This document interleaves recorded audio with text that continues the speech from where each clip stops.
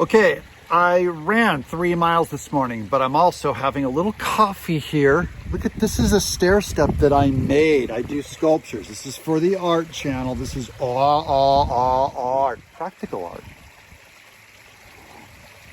I'm drinking from Curious George today. I wanted to show you guys a pond because this is part of my art too, is I sculpt with plants and rocks. I got a giant sail on this thing. By the way, Christo was the guy who used to wrap the coast with sails. I studied him in fine art back in the 80s. So look at this giant sail. That reminds me of a Christo. This is actually functional. It blocks some of the light out that reduces the green algae. So I rented like this tractor, scoop, and cut all this out. This used to all be dirt. And there's all my boys. And these are beautiful lily pads. And the fishies think I'm feeding them. Hi guys. This one is, you bit me. You bit me. I can't find my turtle. But look over here. This is a beautiful flower that just popped open today. This is a different kind of lily pad. This is a bigger breed. And some of these are getting aphids on them. That's another bloom coming in. That'll come in tomorrow. That'll pop open. These little purple ones have these beautiful little flowers on them too. Look at those. Isn't that beautiful? And I've got some horsetail back there. This is a wild grass that I pulled out and transplanted here. It's almost like a papyrus. There's another lily pad there. And then there's a really nice, those purples. This is pickerel. This is like a natural growing thing that I plant all around the edges. That's a log the beloved Miss TenNapel stole from Florida. She went to the beach. There was this log just sitting there. She threw it in the back of a truck and drove it home. And then this one's cool. This is a pitcher plant. See the pitchers? This is a carnivorous plant. It eats bugs. These all started really small, and they've just really done well here. Look at that beautiful opening. The bugs, they're attracted to the sweet water at the bottom, and there's little hairs in there that push all of the insects down, and then it eats them. These kinds of carnivorous plants, they can't be fertilized.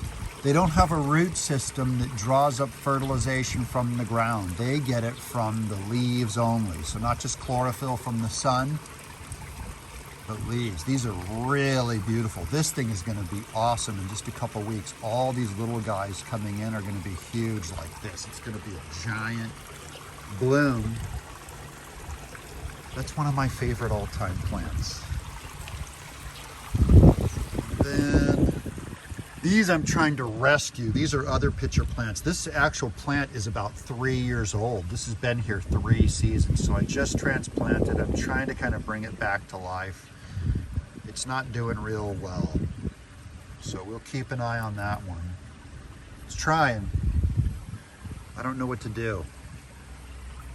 And this is like a natural four-leaf clover. It's a four-leaf clover kind of lily pad that grows. And it's transplanting and growing everywhere. Super beautiful. This is a water lettuce that does real well in the waterfall. You can float them out in the water. They don't do as well. That's hyacinth back there. That one also has a big, beautiful purple bloom. It's not going today.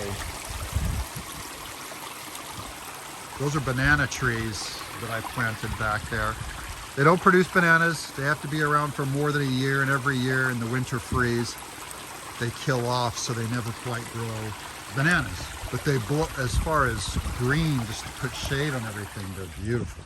This is a Venus flytrap it's looking a little saggy. I think I ended up overwatering it, so I'm trying to dry it out so I have it on the land.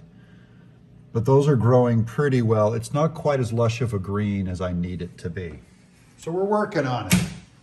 So this is a long tradition of one of man's great traditions of reorganizing the environment as a work of art.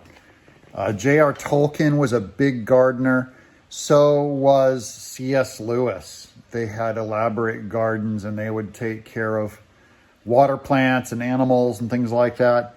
And it's kind of like man interacting with nature. You never want nature just to go wild because it'll overgrow, it'll collapse and kill itself. It'll do fine, but man gardening, that is sculpting with stones, sculpting with streams, sculpting with ponds and water plants, and we have a vegetable garden too. To me, those are all works of art. It's no different than carving a David out of marble.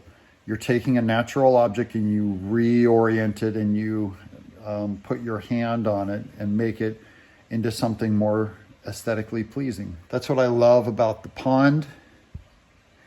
And I'm just trying to show you guys, I've got a ton of different kinds of arts that I do, whether if it's, I do fish aquariums, I do oil paints. To me, video games are an art form, comic books, these even videos like this or my political comics, they're all forms of expression and ways that we grab and manipulate things and kind of put our signature on them and then present them to an audience.